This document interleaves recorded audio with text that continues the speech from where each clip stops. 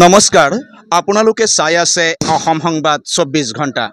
আজি আমি অসম সংবাদ 24 ঘণ্টায় আহি উপস্থিত হৈছোঁ শোণিতপুৰ জিলাৰ অন্তৰ্গত ঢেকিয়াজুলি পৌৰসভা এলেকাৰ 6 নম্বৰ ৱাৰ্ডত আৰু ঢেকিয়াজুলি পৌৰসভা এলেকাৰ 6 নম্বৰ ৱাৰ্ডৰ শিক্ষক কলনীত আজি মহিলাসকলে অনুষ্ঠিত কৰিছে শ্ৰী শ্ৰী মা কালীৰ পূজা। দীপাৱলীৰ লগত সংগতি ৰাখি মহিলাসকলে আজি শ্ৰী শ্ৰী মা কালীৰ পূজা অনুষ্ঠিত কৰি বিশ্বশান্তিৰ কামনা কৰিছে। লগেদি প্ৰয়াত প্ৰাণৰ কণ্ঠশিল্পী জুবিন গাৰ্গৰ পৰিয়ালে ন্যায় পাওক, জুবিন অনুৰাগীয়ে ন্যায় পাওক, তাৰ কাৰণে আজি তেখেতলোকে মাৰ ওচৰত সেৱা জনাইছে। এনেদৰেই আজি মহিলাসকলে শ্ৰী শ্ৰী মা কালীৰ পূজা অনুষ্ঠিত কৰি বিশ্বশান্তিৰ কামনা কৰাৰ লগতে প্ৰয়াত প্ৰাণৰ কণ্ঠশিল্পী জুবিন গাৰ্গৰ ন্যায় প্ৰাপ্তিৰ দাবী উত্থাপন কৰিছে। আৰু আমি দেখুৱাই আছোঁ সামগ্ৰিক পৰিৱেশ এনেদৰেই মহিলাসকলে আজি প্ৰয়াত কণ্ঠশিল্পী জুবিন গাৰ্গক শ্ৰদ্ধাঞ্জলি জ্ঞাপন কৰিছে আৰু শ্ৰদ্ধাঞ্জলি জ্ঞাপন কৰি তেখেতলোকে এই কালী পূজাৰ পৰাই ন্যায় প্ৰাপ্তিৰ দাবী উত্থাপন কৰিছে। কিয়নো জুবিন গাৰ্গৰ মৃত্যু হোৱা আজি এমাহ পাৰ হৈ গ'ল, কিন্তু আজিলৈকে কোন জুবিনৰ হত্যাকাৰী, কাৰ ভুলৰ কাৰণে জুবিনৰ মৃত্যু হ'ল, এয়া কিন্তু এতিয়াও সম্পূৰ্ণ তথ্য পোহৰলৈ অহা নাই। আৰু এনেদৰেই আই মাতৃসকলে আজি কালী পূজাৰ লগতে জুবিন গাৰ্গক শ্ৰদ্ধাঞ্জলি জ্ঞাপন কৰিছে। আৰু ইয়াতে আছে আৱালা বৃদ্ধ বনিতা জীয়ৰী বোৱাৰী সকলোৱে। আমি তেখেতলোকৰ পৰা আজি এই পূজা ভাগীৰ বিষয়ে কিছু কথা জনাৰ চেষ্টা কৰিম। লগেদি আজিৰ যি শ্ৰদ্ধাঞ্জলি অনুষ্ঠান, এই শ্ৰদ্ধাঞ্জলি অনুষ্ঠানৰ বিষয়ে কিছু কথা জনাৰ চেষ্টা কৰিম। দেখা গৈছে প্ৰয়াত প্ৰাণৰ কণ্ঠশিল্পী জুবিন গাৰ্গৰ মৃত্যু হোৱা আজি এমাহ পাৰ হ'ল। যোৱাকালিয়ে এমাহ সম্পূৰ্ণ হ'ল আৰু আজি এমাহ পাৰ হ'ল, কিন্তু আজিলৈকে কাৰ ভুলৰ কাৰণে জুবিন গাৰ্গে এই অকাল মৃত্যুক আঁকোৱালি ল'লে, ইয়াৰ কিন্তু সম্পূৰ্ণ তথ্য এতিয়াও পোহৰলৈ অহা নাই। আৰু এই কালী পূজাৰ দিনটোতে আপোনালোকে মহিলাসকলে আজি শ্ৰী শ্ৰী মা কালীৰ পূজা অনুষ্ঠিত কৰি জুবিন গাৰ্গৰ ন্যায় প্ৰাপ্তিৰ দাবী উত্থাপন কৰিছে। কি ক'ব আজিৰ দিনটোত?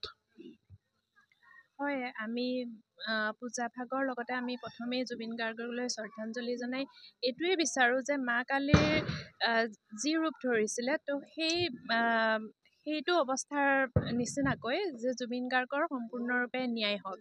যে কি হৈছিলে সেই ইয়ত পাৰ্টিটোত কি হৈছিলে, আমি সেই কথাই জানিব বিচাৰোঁ যে সম্পূৰ্ণ আৰু শুদ্ধকৈ তেওঁলোকে জনাই দিয়ক যে হৈছিলে কি। আৰু সেয়াই আৰু আমি জুবিন গাৰ্গৰ ন্যায় বিচাৰোঁ। হয়, ইতিমধ্যে শুনিলে যিহেতু বিগত 26টা বছৰ পুৰুষসকলে চলাই আহিছিলে এই পূজা ভাগি, আৰু এইবেলি এই পূজা ভাগি কিন্তু মহিলাসকলৰ উদ্যোগত আয়োজন কৰিছে। আৰু বিশেষকৈ প্ৰয়াত প্ৰাণৰ কণ্ঠশিল্পী জুবিন গাৰ্গৰ ন্যায় প্ৰাপ্তিৰ কাৰণে কিন্তু মহিলাসকলে বিশেষ উদ্যোগ গ্ৰহণ কৰিছে। আৰু ইয়াত আৰু কেইবাগৰাকীও জুবিন অনুৰাগী আছে, আমি তেখেতলোকৰ পৰাও কিছু কথা জনাৰ চেষ্টা কৰিম চমুকে। কি ক'ব আজিৰ দিনটোত? জুবিন দাক আমি পোনপ্ৰথমে শ্ৰদ্ধাঞ্জলি জ্ঞাপন কৰিছোঁ। কালী মাৰ আজি আমি চৰণত সেৱা জনাইছোঁ। তেখেতৰ আমাক ন্যায় লাগে। যদিও আমি আজি পূজা ভাগত আহিছোঁ, আমি নিয়ম পালন কৰিছোঁ, কিন্তু অন্তৰৰ পৰা আমাক তেখেতৰ ন্যায় লাগে। কাৰণ যোৱাকালিয়ে এমাহ হৈ গ'ল। সেয়েহে আমি তেখেতক শ্ৰদ্ধাঞ্জলি জনাইছোঁ আৰু কালী মাৰ ওচৰত আমি সেৱা জনাইছোঁ। কি ক'ব আজিৰ দিনটোত? হয়, আমি আজি কালী পূজা ভাগ পাতিছোঁ 26 বছৰীয়া। এইবাৰ মহিলাসকলে কৰিছোঁ। আমি ইয়াৰ পৰাই পূজাস্থলীৰ পৰাই আমি জুবিন দাৰ ন্যায় কামনা কৰিছোঁ। তেওঁ অতি শীঘ্ৰে যাতে ন্যায় পায়, আমি সেয়াই বিচাৰিছোঁ। আমাৰ প্ৰাণৰ শিল্পী, আমাৰ হিয়াৰ আমঠু, আমাৰ তেওঁৰ কথা ক'লে মানে দুখ লাগে, বহুত দুখ লাগে। তেওঁ ন্যায় পাওক, সেইটোৱেই বিচাৰোঁ। হয়, ইতিমধ্যে দেখিলে আজি মহিলাসকলে কান্দোনত ভাঙি পৰিছে। কিয়নো যিহেতু প্ৰাণৰ শিল্পীগৰাকী আৰু নাই, কেতিয়াও উভতি নহা পথেৰে গুচি গ'ল প্ৰয়াত প্ৰাণৰ কণ্ঠশিল্পী জুবিন গাৰ্গ। আৰু জুবিন গাৰ্গক সুঁৱৰি আজি এনেদৰেই আয়োজন কৰা হৈছে মা কালীৰ পূজা আৰু লগেদি শ্ৰদ্ধাঞ্জলি অনুষ্ঠান। কি ক'ব আজিৰ দিনটোত? হয়, আজি 26টা বছৰে এই পূজা ভাগ অনুষ্ঠিত কৰা হৈছে।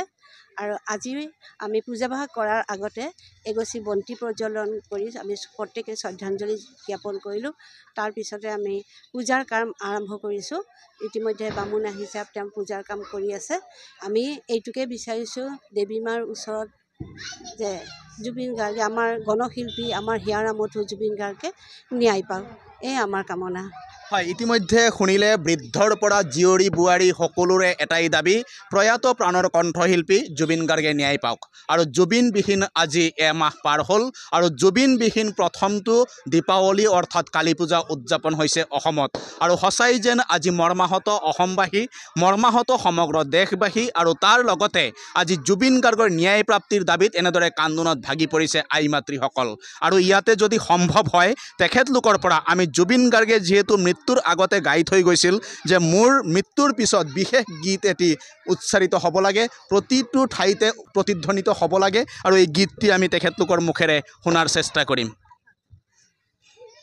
তেখেতক শ্ৰদ্ধাঞ্জলি জনাই তেখেতে যিটো মৃত্যুৰ আগতে আমাক কৈ গৈছিলে যে মোৰ এই মায়াবিনী গীতটোৱেই আমি যেনেকৈ প্ৰাৰ্থনা গাওঁ ভগৱানৰ আগত, তেওঁৰ শ্ৰদ্ধাঞ্জলি জ্ঞাপন কৰি আমি তেখেতৰ মৃত্যুৰ কাৰণে আমি এই গীতটো গাবলৈ ওলাইছোঁ। আটাইয়ে গাম।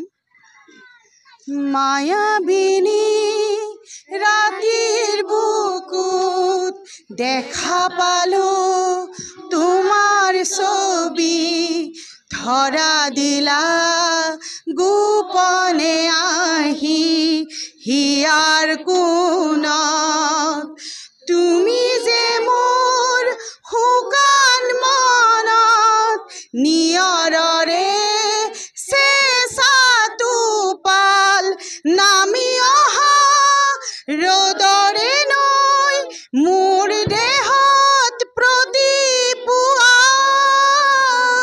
ধুমুহাৰ সতে মোৰ বহু যুগৰে নাচোন, এন্ধাৰো সঁচা মোৰ বহু যুগৰে আপোন, নিজানত গান মোৰ শেষ হ'ব মাথো তোমাৰ বুকুত। নমস্কাৰ। হয়, ইতিমধ্যে শুনিলে আই মাতৃসকলে গীতটো পৰিৱেশন কৰিলে। যিহেতু মৃত্যুৰ পূৰ্বেই প্ৰয়াত জুবিন গাৰ্গে গাইছিলে মায়াবিনী গীতটি, আৰু মায়াবিনী গীতটো গাই সকলোৰে মনত মায়া লগাই থৈ চিৰদিনৰ বাবে আঁতৰি গ'ল প্ৰাণৰ কণ্ঠশিল্পী জুবিন গাৰ্গ।